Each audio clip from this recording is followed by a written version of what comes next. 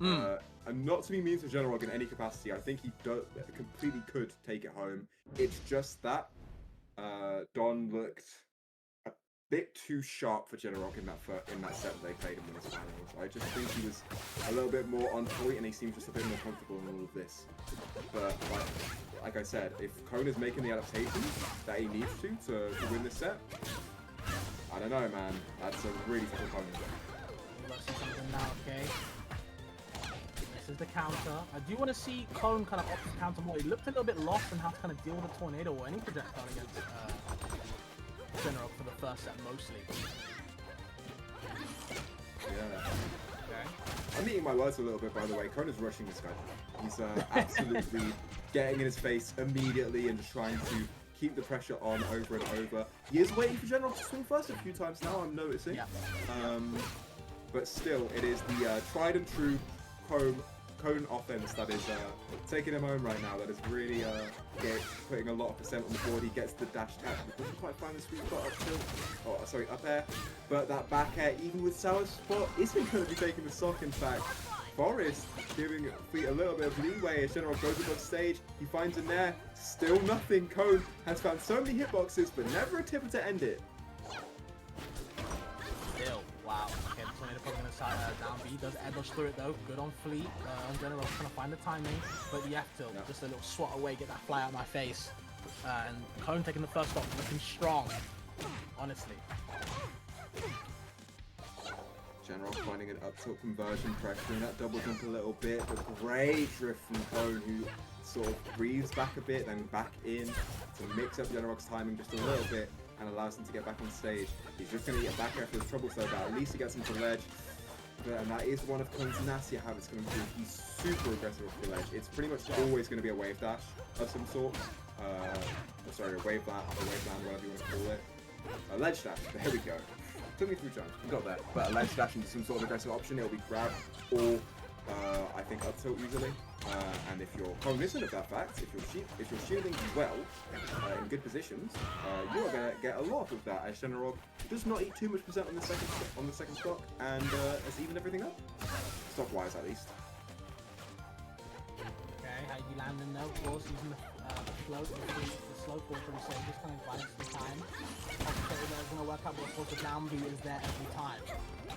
So no matter what on the timing of some of these options. So at the moment, Cone's doing a good job reading them, and there's the pivot down strong tipper as well, just to make sure flying off the stage actually has a very, very good lead, shall I say, kind of put Genarog in a bad situation. Genarog trying to establish a bad situation on his own, pushing Cone off stage, but Cone's going high pretty consistently at this point. I think it makes a lot of sense. He just doesn't want to deal with the edge guard at all. He's trying to go past, like, through the path of least resistance to get back onto stage. It can be very risky, and I would like to see if Genarog is sort of catching out the way that Cone is recovering, but right now, he can't really worry about that or that. He's got other concerns, because Cone has put him at 93% off the stage, pressuring Sugar Jab a little bit, and back throw F strong, if you're not dealing it correctly, is going to take that first game. And I think just because of the other times in the first set, actually, I'm going to be real, I think in the first set, because Cone wasn't going for too many back throws off the stage, I think Genarog felt very comfortable DIing there. And that was like, you know what? I got the right timing right there with the F-Strong, catching Genarog off guard. So now you got things working on in your head. You're going to be second guessing yourself every time you get grabbed like that. You don't get snatched away too often. Cone will be there. Take the stock whenever he can. So. Woo. And Cone with a mean start right now, 60% racked on with a couple of tippers. If you're put off stage, she can get so much damage on so quickly. Cone, massive lead established immediately on Genarog's counter pick. And yeah, we're seeing Texas peak. We're seeing what we kind of expect to see from Genarog at this point. It's the stage he likes the most. He loves moving around the platforms, and he loves the high ceiling as well. And he's just one that's going to be edge guarding as well, with those a little bit closer side blasters. But yeah, you know, a lot of good things for him right now. But Cone's just not caring at all. It doesn't matter what stage he's on right now. He is going to push you hard. Okay. I think that was a good option from Genarog to kind of go for the F tilt. Because you roll past the tornado, the F tilt that's going to catch you with that hitbox. Actually parries it down air. Not ready for the timing or the platform placement, but still gets the kill nonetheless. Not even taking too much percent on this first stop. Already causing Genarog some harm. Nice wave dash F tilt from Genarog. Sort of baiting out Cone's aggressive option by taking his time there. That was good. Still though, he doesn't quite find anything big off the edge guard attempt. Instead, he keeps 31% for his struggles, and now must find another situation where he can repeat him with his stock. The downbeat gets caught and caught again, 61%, racking up. Cone finding so many tippers. Another one with back end, 94%. Genarog's just gonna float high. He wants to find a safe way to ledge, but Cone is not letting up. He's finding every single option, movement option after the hit from Genarog. He is swinging second every single time with great consistency and great reward at the moment. Downbeat's gonna catch him out. He's been forced to go low, and I don't think he can make it past the ledge. And this momentum, guys, I talked about it. The momentum on Cone's side is helping him a lot in how he's approaching Genarog, breaking down the wall, like he's bringing up with them. Cone doing a good job of kind of upsetting Genarog's kind of style of play, not letting them feel comfortable whenever they're set up. And speaking of style of play, it's exactly what Genarog does not win to be. He's at a massive deficit, and so he's got to approach into Clairen, aka the character with the massive sword, who is brilliant at batting you away with fast hitboxes and tippers that will confirm into millions of percent.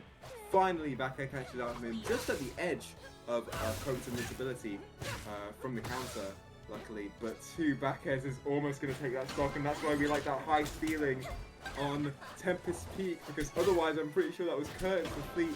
Instead, Genarog's got just a little bit more life left to live, but I don't think it's that much. Okay, like that. And just outside of Genarog's kind of threat bubble. Run off back air as well. Another one. Not even going deep off stage, just sitting in a correct position to make sure. And that's what it takes. That's a 2-stock. Jesus. Floor hugging the fair, so to be in no lag and then falling through the platform with fair, that's a ridiculous response from Clone. I just think the way that Cone's playing, it's not even just kind of the switching game plan, it's just more of a momentum thing. I think what Cone wanted to do in the first set, he was definitely trying in the second set. It's just that the reason why it's working is that I just don't think General's kind of keeping up with Cone's pace. I think the pace change is what's really making the difference in both these sets. So. Yeah, I think so too. I think Cone had some new vigor, some new maybe second wind in this loser side of the back where he's just completely upped his momentum. Like I said, it's really catching off guard here, and just look at the way he's pressuring him, and this is what I wanted. He's staying near the platform, but he's not going in. He's waiting for Genarog to put himself in bad situations, and then is making the most of it. This is brilliant adaptation from Cone, who is tearing this box apart. Again back, nope.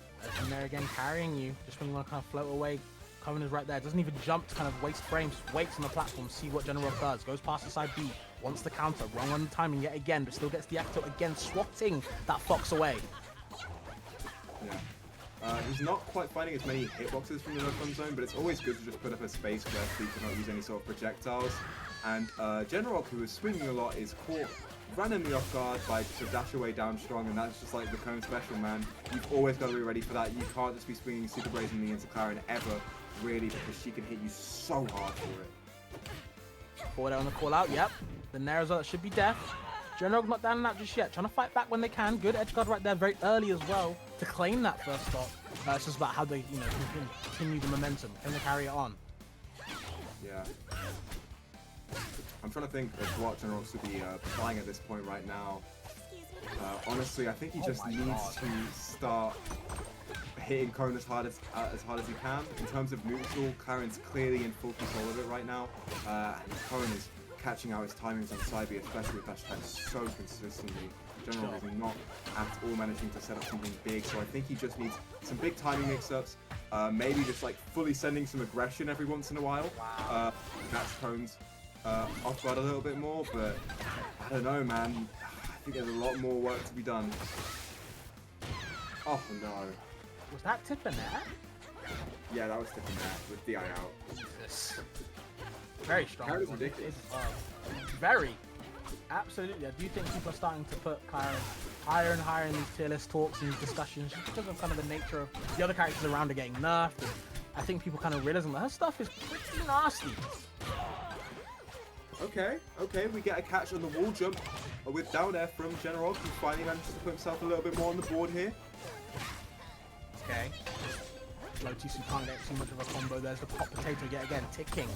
The pressure from Genarog. This could be their chance. This is their game. Okay. Another I'd like run to off see maybe ledge like a back there second though. Yeah, ooh, regrabs the ledge with no invisibility. That's really risky, and he is going to get caught out with this sort of desperation movement option and goes too low. Cone, knowing that he wants to go to the ledge there, finally catching him out at the corner. Just a really dominant 3-0, man. That was disgusting. Very good fight back in game 3 though from Genarog. I will say that. Definitely have to give them their flowers. They had a very good bracket, but those first 2 games were just, they were nonsense. and the way Cone kind of closed out that game 3 as well was just very, very needed. Because I do think Genarog was starting to kind of figure things out, make the clocks tick a little bit, but unfortunately, Cone was definitely putting a stop to all that. And is going to advance to grand finals with 3-0 over Genarog. Wow.